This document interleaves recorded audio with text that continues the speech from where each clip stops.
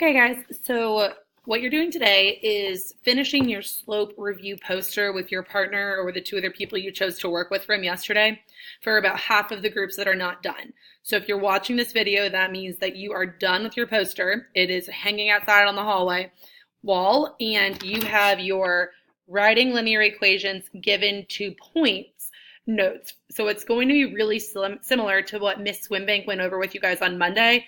And you actually did this in your slope review poster without even realizing these are the steps you were going through, which is why I had you do that activity first to make those connections today. So you're going to work through this at your own pace, again, with a video lesson. What I encourage you to do is watch me do the first 2, 3, whatever you need. And then once you think you grasp the concept, work it out on your own, and then play it back and make sure that your work matches mine. This should not just be you jotting down the final answer. You should be working out that process of steps just as if you were doing this on your own. If you don't feel comfortable working them out alone, then the video is here for you to continue working them through with me until you can handle that.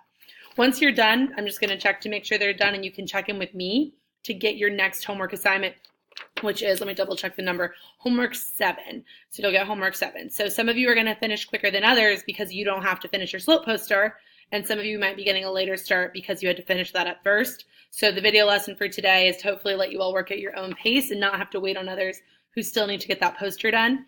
Or if you are getting your poster done, you don't feel rushed because you can jump into this whenever you get a chance.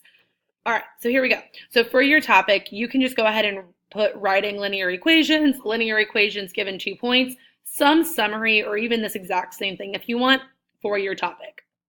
So I'm not actually writing it in here yet, but that's what you're going to do.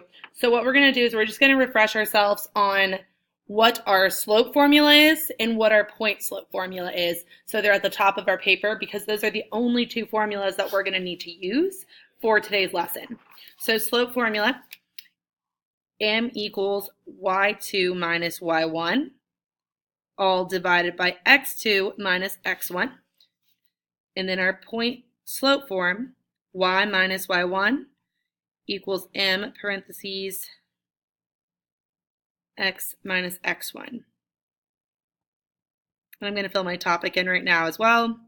And then I'm going to show you guys what I got. And then I'm going to do the rest of the work on the whiteboard so you can see step by step as I go.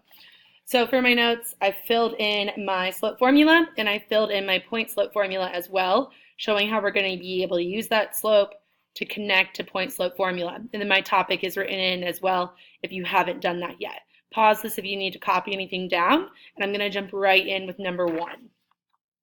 So what's different from today's lesson versus Monday with Miss Swimbank is that on Monday, every problem that Miss Swimbank did with you guys, she gave you a slope, and she gave you an ordered pair and said apply this to point slope form. Well, I'm not giving you slope today, and I'm saying you still need to use point slope form. So you're going to need to use the slope formula to make that happen.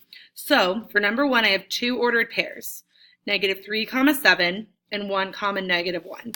So if you need to order, label these still, this would be my x1, y1, this would be my x2, y2. So I have those labeled. Okay, you're telling me put this in point slope form, but I don't have a slope. But I did give you 2 ordered pairs, so I gave you enough information to figure this out. Use your slope formula, the first formula that I just had you write down on your paper. So y2 minus y1, -1 minus 7 over x2 minus x1, 1 minus a -3 will become +3. So -1 minus 7 is -8 over 1 plus 3 is 4. Well, that reduces to -2. So this is all to find my slope, and I probably should have put m equals first so we knew what we were solving for. So I now have a slope, and I actually have 2 points to choose from. You can choose either point that you want and apply it to point slope form, and you're still going to get the same answer in slope intercept form as your neighbor if they chose the opposite one. So now that I have this, I'm going to choose the first one just out of convenience because it's the first one there, and I'm going to be looking at my point slope form on my paper, y minus y1 equals m parentheses x minus x1, to use this information. So I'm going to use -3, 7. If you would like to use 1, -1, you're welcome to do that. When we when we distribute and combine like terms, we're going to have the same answer. So y minus 7 minus y1 equals slope is negative 2, parentheses x minus negative 3. So that's going to become plus 3. So you've now put this into point slope form. But if you're reading the directions, the last sentence, write all final answers in slope intercept form. This is point slope form. So now you're applying what Miss Swinbank did with you on Monday and what you did on your slope posters yesterday. And if you finish it up today, distribute this through, combine like terms till you have y by itself. So distributing is our first step. So negative 2x minus 6.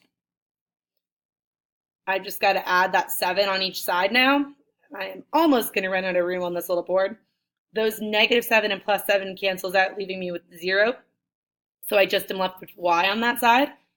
Negative 2x plus 1.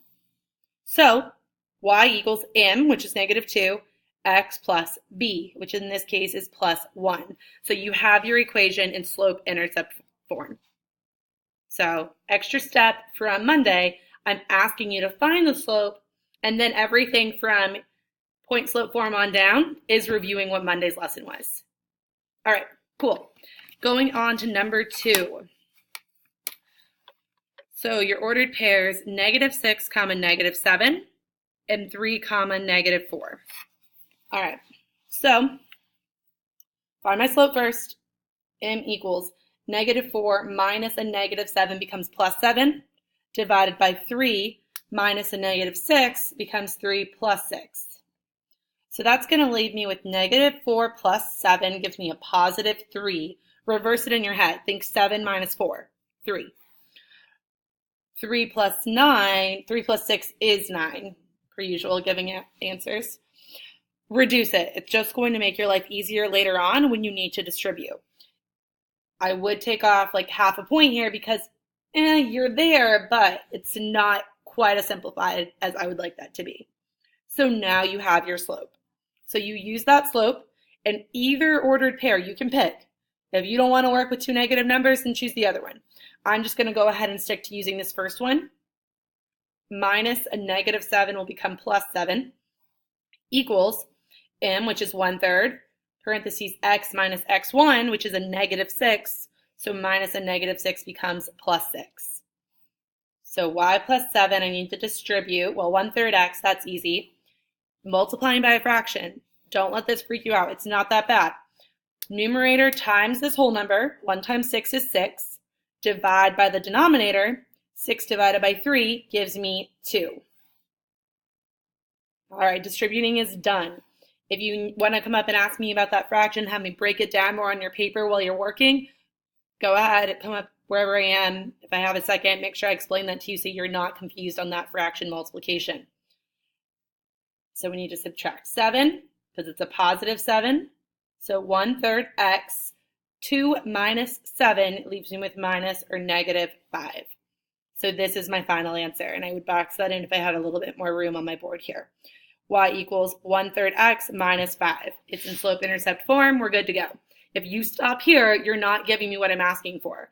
You're doing a great job, and essentially you're telling me the same information, but you didn't simplify that into slope-intercept form, and you would have just left it in point slope form. So know the difference between those formulas for me.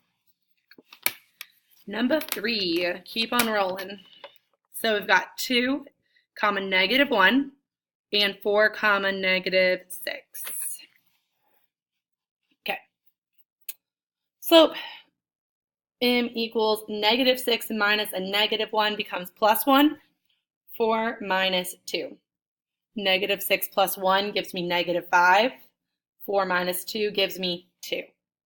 So I've got negative 5 over 2 for my slope, another lovely fraction to deal with. I'm going to use that first ordered pair just out of habit. Feel free to use the other one if you'd like. And then I challenge you to try that at some point. Choose a different one than me and see if your answer ends up simplifying into the same slope-intercept equation.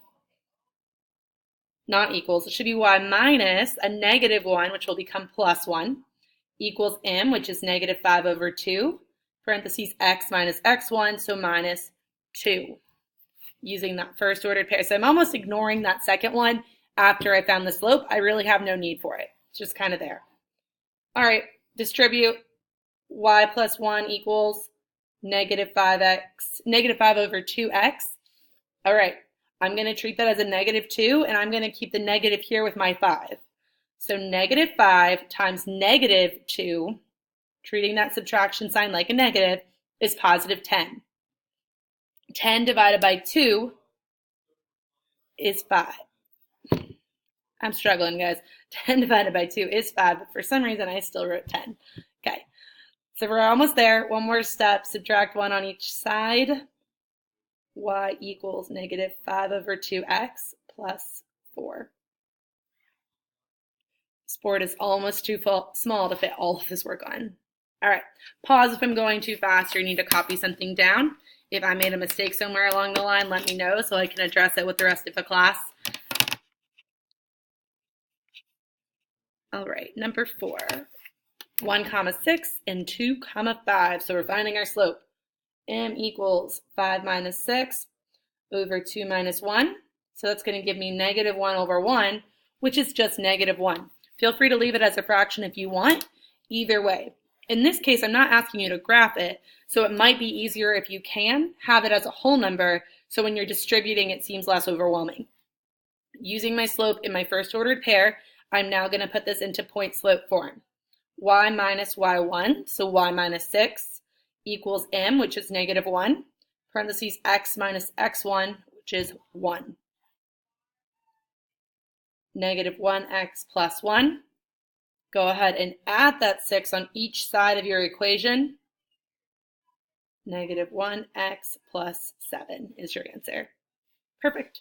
All right. 2/3 of the way through the front. Woohoo! So number 5, we've got negative 8 comma 1 and 0 comma negative 5. So they've actually already given me my y-intercept. So already know that if I'm doing this right, at the end of my slope-intercept form equation, it should say minus 5. Because if I made this point on a graph, it would be down 5 on my y-axis. All right, slope first. M equals negative 5 minus 1 over 0 minus negative 8, so that becomes plus 8. Negative 6 over 8 reduces, 2 goes into both of these, to negative 3 over 4. Okay, so we've got our slope. So now we are doing point slope form. Y minus y1, I'm using this one here, equals slope, negative 3 over 4, parentheses x minus a negative, so plus 8. So y minus 1 equals negative 3 over 4x. All right, multiplying by a fraction. I'm going to keep that negative just with the numerator. It's a positive 8. Negative 3 times positive 8 is negative 24. Negative 24 divided by 4 is going to give me a nice negative 6. I messed up my signs. Negative 24 divided by a positive, different signs, negative answer. Last step is to add this 1 on both sides, so y is completely by itself. Negative 3 over 4x minus 5. Number 6, last one on the front, and then that's going to be the end of this first video for you guys. So I've got my ordered pairs. M equals 7 minus a negative 8, so that's going to become plus 8 over 2 minus a negative 3, so that becomes plus 3. 15 over 5 equals 3. So you've got your slope, nice pretty whole number to work with. So y plus 8 minus a negative 8 becomes plus 8 equals 3. Parentheses x minus a negative 3 becomes plus 3. Distribute first, 3x plus 9, and then subtract 8 on each side. Y equals 3x plus 1. Awesome. Okay, the front of your notes should be completely done. So these 6 problems should look beautiful. And then you are getting ready to take on the back, and you're going to go back to Google Classroom and find the second video for you for today.